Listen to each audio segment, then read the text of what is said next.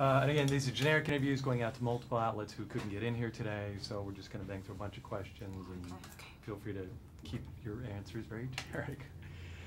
First off, we'll go down the line. Okay. Tell us who you play. I play Arlene.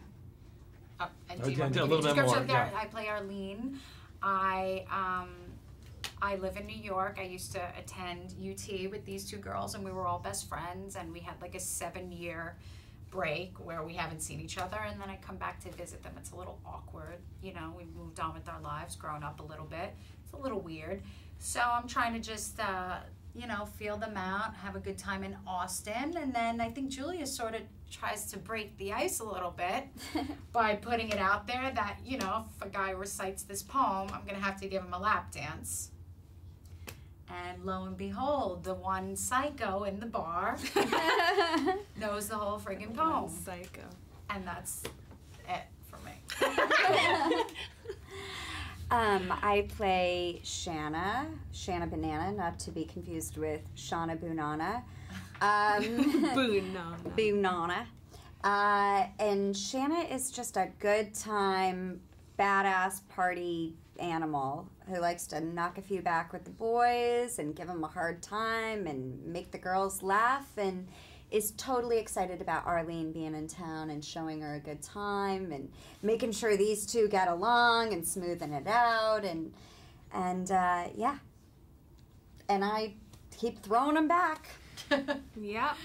I play Jungle Julia, and Jungle Julia is a drive-time DJ in Austin, Texas, and she has a little bit of a local celebrity kind of vibe going on, and she's best friends with Shanna. She's a party girl like Shanna. She's a real badass, sexy, confident, somewhat bitchy, maybe a smidgen narcissistic, definitely hedonistic girl who's just out to have a really good time with her friends, maybe show off a little in front of Arlene, because Arlene came back from or had left after college and has come back several years later, and now Jungle Julia has this, you know, kind of thing going on with her radio show and billboards, and she can get into any bar, and she's you know, she's kind of primping and preening a little bit for Arlene and making things seem a little cool, and just having a good time. And how would you describe Death Proof as succinctly as possible to someone who had no idea what this is about? Death Proof is it's based on the whole Grindhouse era. I guess they're kind of paying tribute to it. I think people thought that maybe they were sort of mocking it, but it's the more modern day version of Grindhouse films where it was just over the top sex and violence and this and that. But most of the time women were just totally nude and like kind of like, you know, Yeah. just not used in the right way. And this one, women are so empowered and strong and liberated. I mean, obviously we kind of have a bad ending. Our I don't know if you'd call it us being naive or being vulnerable led us to our demise. I mean, maybe a little bit too much liquor, but in the end, he gets it back. So it's sort of just like the modern day version or Quentin's version of what it should be like today, I think. And how would you describe the larger Grindhouse project that this is part of? Oh, well, it's a fantastical event is what it is. It's a movie event, and I feel like, you know, you can plan an evening based around going to see this double bill, and you get 5 directors for the price of 1 ticket, which is pretty awesome, and a whole lot of talent. Yeah. So, you know, 2 of the most celebrated genre directors of our time, or directors period, are bringing this concept, a double feature, to the masses, and it's pretty cool to be a part of. Let's talk about Quentin. What's unique about working with Quentin?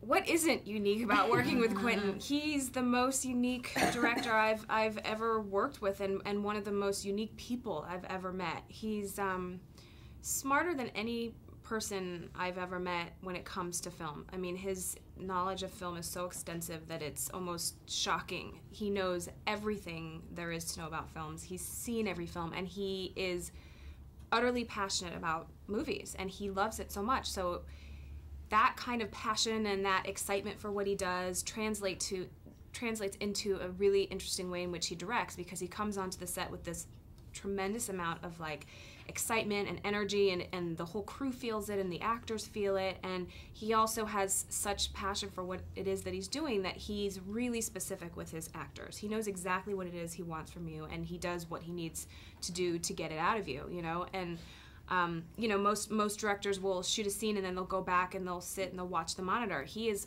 right up there next to the camera. So like, here's the camera, here's Quentin's face. And you're like a foot away trying to do this scene, and you're like, at first it's a little awkward. You're like, oh my God, Quentin Tarantino's staring at me. But then you realize it's just, he immerses himself in the world with you, in the scene with you. And I think that's why his movies are just so good, you know?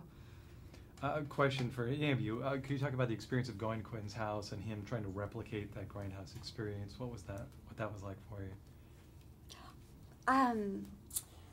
Well, Quentin invited us over, the whole group of us in the cast, to see an old picture called Macon County Line, which was a really interesting movie because it started out as a road trip movie and it went places I was not expecting it to go.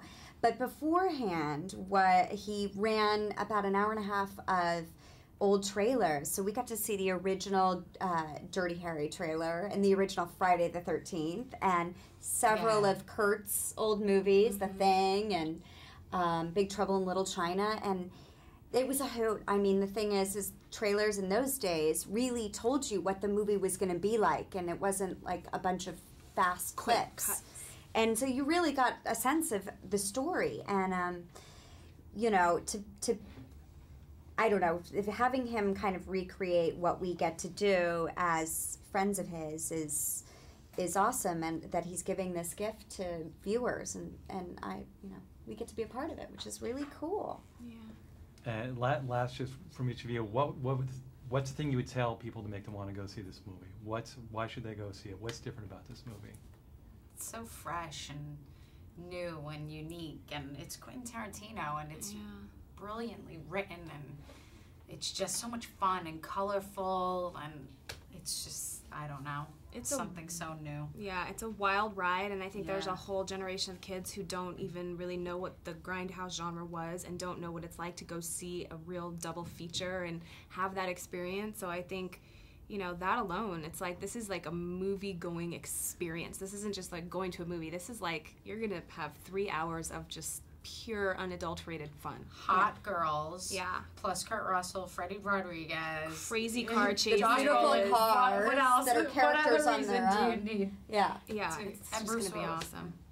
Yeah. Fantastic. Thank you Thank all you. very much. Good luck Thank today. you. Thank you.